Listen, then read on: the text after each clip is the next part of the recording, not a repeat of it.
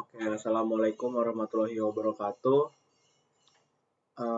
Saya perwakilan dari kelompok 10 yang beranggotakan saya sendiri, Jonathan Henry Hutajulu, terus Aisyah Edawan Mursalaat,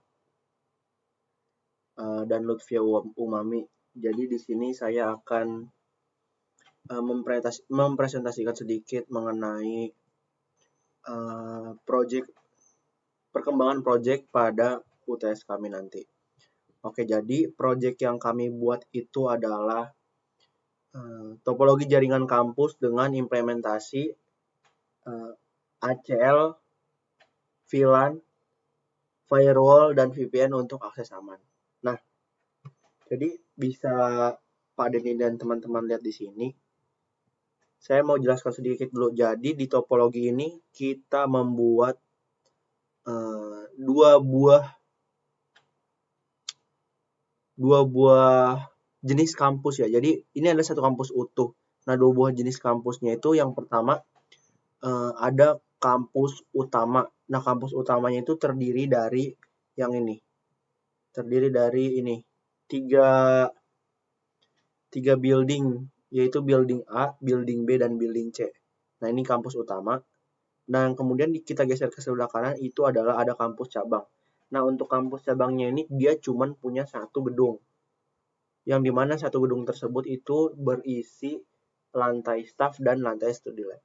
Oke. Pertama-tama kita mungkin menjelaskan ini dulu kali ya. Jadi ini itu adalah server PT yang bertindak sebagai email server dan cloud router. Nah, ini itu dalam topologi kami itu bertindak sebagai ISP atau Internet Services Provider yang dia nyambung ke router kampus utama nih, router kampus utama. Nah, buat konfigurasinya atau IP-nya itu udah tertera di sini ya, 20.000 dan 10.10.10.4. Nah, di main campus router ini dia nyambung ke switch L3. Switch L3 kampus utama. Yang dimana switch L3 kampus utama ini nyambung ke switch untuk tiap lantai di tiap gedung. Nah, jadi sebagai contoh nih, di lantai admin gedung A, dia punya satu switch. Yang dimana satu switch ini itu nyambung ke satu buah PC dan satu buah printer. Jadi kenapa saya dan teman-teman dari kelompok 10 itu memilih cuma satu buah PC dan satu buah printer itu untuk meminimalisir penggunaan end device-nya. Jadi biar nggak terlalu ribet, tapi tujuannya tetap sama. Nah, bisa dilihat di setiap lantai itu punya masing-masing satu switch. Sebagai contoh nih, lantai admin punya switch admin, lantai HR punya switch HR, lantai finance punya switch finance, lantai bisnis punya switch bisnis. Begitu seterusnya sampai ke ini, kampus cabang. Konsep dan modelnya itu seperti itu. Nah, untuk tiap lantai ini nih, dari lantai admin hingga lantai studi lab di kampus cabang, itu mereka itu punya VLAN tersendiri. Nah, bisa dilihat di bawah ya, ada lantai admin itu dia merupakan VLAN 10, lantai HR itu merupakan VLAN 20, lantai finance itu merupakan VLAN 30, lantai bisnis merupakan VLAN 40, dan seterusnya sampai lantai studi lab yang mempunyai VLAN 100. Oke. Jadi, untuk IP address-nya di setiap end device, saya dan kelompok saya juga itu udah menyediakan tabelnya ya. Kurang lebih itu tabelnya seperti ini. Nah, tadi seperti yang saya bilang, ada lantai admin dengan VLAN 10. Nah, IP jaringannya itu dimulai dari 192.168.10 titik bla bla bla. Ini untuk PC dan printernya. Nah, dia PC di lantai admin itu makainya itu 10.2. Nah, untuk metode mendapatkan IP-nya itu dia menggunakan DHCP. Nanti kita bahas ya. Nah, untuk subnet masknya itu semuanya itu sama ya, 255.255.255.0. Dan yang terakhir itu ada default gateway buat IP routernya. Nah, default gateway ini merupakan VLAN IP-nya ya. Kita biar lebih gampang ingatnya itu cuman diganti di bagian sininya 10, 20, 30, 40 sampai ke 100. Oke, balik lagi ke sini. Nah, tadi kan kita ada bahas tentang DHCP ya. Jadi, salah satu konfigan yang ada di topologi jaringan kampus itu yang pertama adalah DHCP. Tapi DHCP-nya itu enggak kita buat di semua bagian gitu loh. Building A, building C, dan kampus cabang itu kita nggak buat DHCP. Kita cuma buat DHCP itu di building A doang.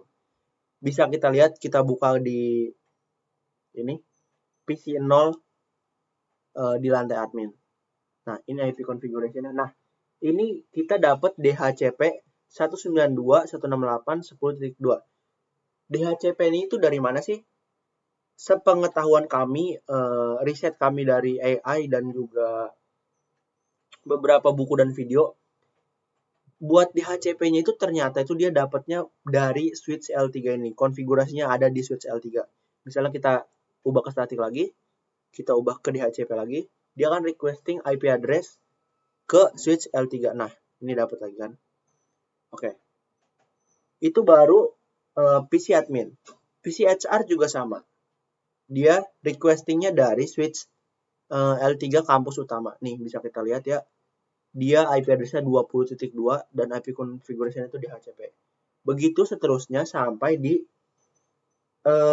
PC3. Buat lantai bisnis. Ini juga sama nih, DHCP juga. Oke. Lanjut. Selain DHCP, kita juga menggunakan static routing ya. Buat static routingnya itu kita gunakan di building B, building C, dan building F dan kampus cabang. Nah, di building B ini bisa kita lihat di PC 4 building B lantai E dan C, IP configuration ini kita tulis otomatis secara statik. Nah, ini kenapa begini? Karena kami itu nggak mau cuman buat DHCP aja gitu semua. Kami ingin mengkombinasikan antara DHCP dan statik. Ini kita ketik sendiri ya. DNS servernya itu 0.0.0. Itu nanti kita bisa ubah buat akses DNS server buat dari web server biar kita bisa akses website skillsforall.com. Tapi itu nanti kita jelasin lebih lanjut. Oke. Nah, ini juga PC 5 di lantai A dan D itu juga sama. Statik juga. PC 7 juga sama, statik juga. Nih. Statik juga sampai ke ini. PC 8 dan PC 9 juga statik. Nah, selanjutnya itu setelah kita bahas tentang konfigurasi tentang DHCP dan juga statik IP statik, kita akan mencoba belum. Kita juga melakukan konfigurasi ACL. Nah, konfigurasi ACL-nya itu awalnya konsepnya itu kita tuh pengennya kurang lebih seperti ini. Kita pengen building A itu semua device di building A itu dia bisa akses atau bisa berkomunikasi bisa akses ke building B, building C, dan juga kampus cabang. Tapi building B-nya itu kita nggak building B, building C, dan kampus cabangnya itu kita nggak mau mereka bertiga ini bisa akses ke building A. Kenapa? Karena sepenangkapan kami itu building A itu merupakan core dari kampusnya ini loh. Kan di situ ada admin, ada HR, ada finance, ada bisnis. Nah, itu sepenangkapan kami. Awalnya ACL-nya pengen gitu. Tapi setelah kami konfigurasi, kami troubleshooting, ternyata itu nggak bisa kayak gitu. Kita jadinya itu melakukan ACL, tapi ACL-nya itu dia istilahnya itu mempagari setiap building yang ada di kanvas Cisco Packet Tracer ini. Misalnya, building A itu dia mempagari. Jadi, building A itu nggak bisa diakses oleh building B, building C, dan juga kampus cabang. Nah, building B itu dia dipagari juga. Dia tidak bisa diakses oleh building A, building C, dan kampus cabang. Begitu juga building C, tidak bisa diakses oleh building A, building B, dan kampus cabang. Dan yang terakhir itu juga, kampus cabang itu tidak bisa diakses oleh building C, building B, dan building A. Tapi, setiap building ini, setiap device yang ada di building ini, dia itu bisa saling berkomunikasi. Misal, PC dari admin bisa komunikasi ke HR. PC dari admin bisa komunikasi ke finance. PC dari admin bisa komunikasi ke bisnis. Ataupun sebaliknya, sesuai keinginan kalian. Aku akan coba contohin ya di PC 0 lantai admin. Kita masuk ke command prompt. Misalnya kita mau ngeping ini PC di bisnis. PC di bisnis kita lihat dulu IP configuration-nya itu dapatnya 40.2. Coba kita ping 40.2 di PC ini. Ping 192.168.40.2. Nah, bisa dilihat di sini tuh ada reply from 192.168.40.2 atau dengan kata lain dari PC bisnisnya itu dapat reply dari PC bisnisnya itu. Kenapa? Karena dia itu masih satu building, masih satu dalam pagar yang tadi saya jelasin itu. Nah, selanjutnya coba kita masih di dalam ini ya building ayam. Coba kita lakukan komunikasi dengan printer deh, printer di finance. Kita lihat dulu, ini dia dapat IP-nya itu 30.254. 30.254. Sebentar. Ping 192.168.30.254. Oke. Kita tunggu.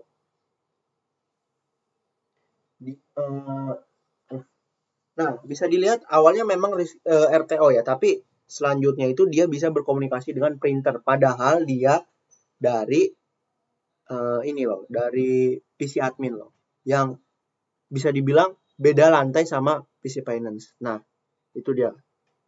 Selanjutnya kita coba ngeping building B. Kita buktiin apa benar kalau ACL-nya itu bekerja apa enggak. Kalau ACL-nya itu bekerja, nanti misalnya kalau kita mau ngeping PC di lantai E dan C dari PC yang di admin itu dia bakal RTO.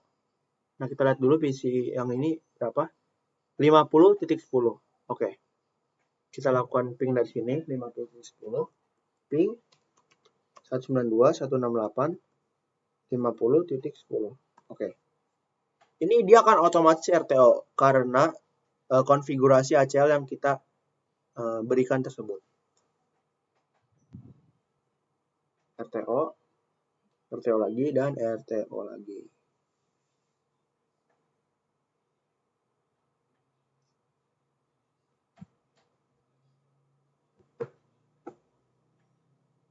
Nah, bener kan RTO kan?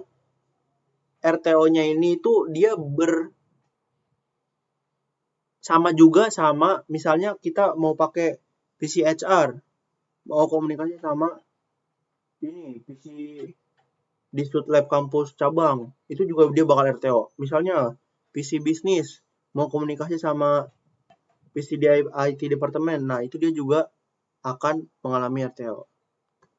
Setelah konfigurasi ACL, kita itu kelompok kami itu melakukan konfigurasi untuk akses internet di sini server web server. Jadi setiap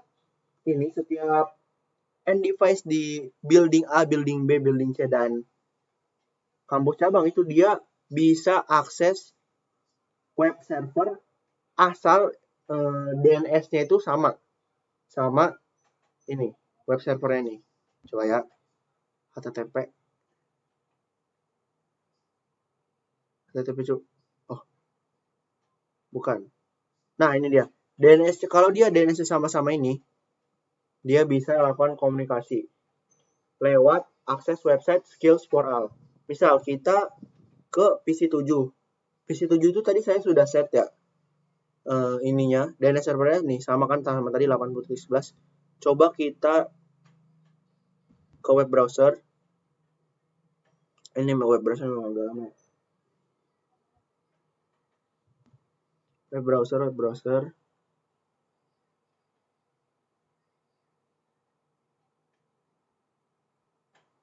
Wih lah, mana colek web browser?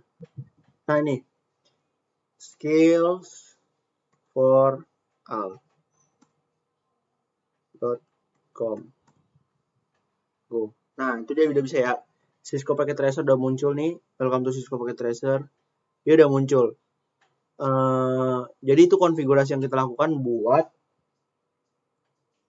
komunikasi ke web servernya itu. Nah, untuk presentasi UTS itu kita cuma sampai situ aja. Yang pertama itu tadi bisa kita ingat konfigurasi DHCP, konfigurasi IP static di building B, building C sama kampus cabang. Terus membuat VLAN di antar lantai. Terus juga ada ACL untuk tiap building di building A, building B, dan building C dan kampus cabang. Dan juga yang terakhir itu ada akses web server di IT department. Akses web server ini sebagai tambahan, dia bisa diakses dari semua, meskipun kena ACL nih, bisa diakses dari semua PC-nya itu. Mungkin untuk perkembangan project akhir ini di UTS sampai situ aja. Semoga kami bisa melakukan perkembangan project ini dengan lebih baik lagi.